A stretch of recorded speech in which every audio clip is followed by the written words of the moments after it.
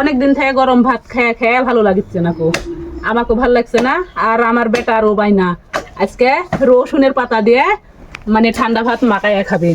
আর এই যে সাথে আছে খাঁটি সরিষার তেল আর রসুনের, এমনি রসুন দিয়ে আমার ভাত মাখা খেতে অনেক ভালো লাগে।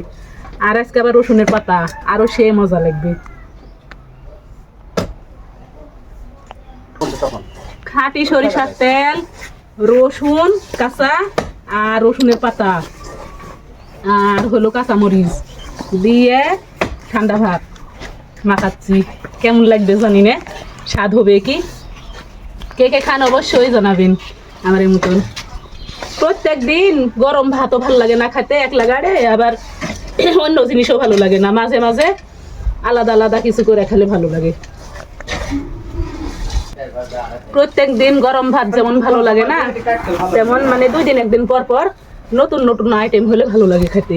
যেমন ধরেন এই যে ঠান্ডা ভাত মাখায় খেতে ভালো লাগে, খিচড়ি একদিন হয়তো বা চাল পুকুড়ি, একদিন গরম ভাত, এইভাবে খেলে অনেক ভালো লাগে। আর বিশেষ করে আমার যদি ঠান্ডা ভাত থাকে তাহলে আমি এভাবে মাখাই খাই।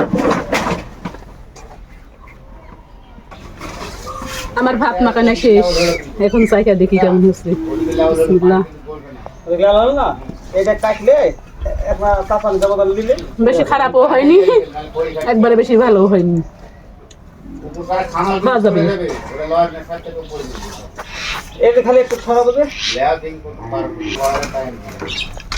এই ভাত গুলা কালকার রাতে ঠান্ডা ভাত, এতগুলা ভাত ফেলা দিব। ওখানে ভাবছি যে মাখাইলে খাওয়া হবে নি, আর মাখানে ভাত খেতে ভালো লাগে, তাই জন্য মাখাইয়া খেতে লাগছি। এতগুলো ভাত তো ফেলা দেওয়া যাবে না। মাখানা ভাত বেলে আমার মনে হয় যেন কারো কেন থবো না, আমি একাই খেয়ে নেবো। ফারহানও খাবে তো, ফারহানের জন্য না থুলে বা কানবেন। তো আমার মতো কে কে ভাত মাখানে খান অবশ্যই কমেন্টে জানাবেন। ঝাল হচ্ছে কাঁচা মরিচ দিয়ে মাখানে, আমি ভাবছি ঝাল হবে না, কিন্তু সেই ঝাল হচ্ছে। আর ঝাল হলে বেশি ভালো লাগে, ঝাল না হলে ভালো লাগে না।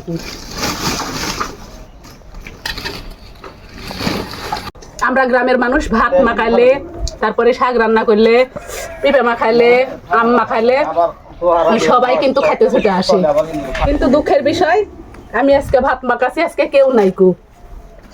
এর আগে একদিন ভাত মাখাইয়া শান্ত, তুলি, আমি সবাই ভাগ করে খাচ্ছি, কিন্তু আজকে ওরা বাড়িতে নাই তো, আজকে যেন আমার একা একাই খাওয়া লাগবে। আর সবাই মিলে খাইতে লাগলে ভালো লাগে, অল্প অল্প করে হয়, মনে হয় আরো খাবো। সবাই মিলে সেই মজা লাগে খেতে।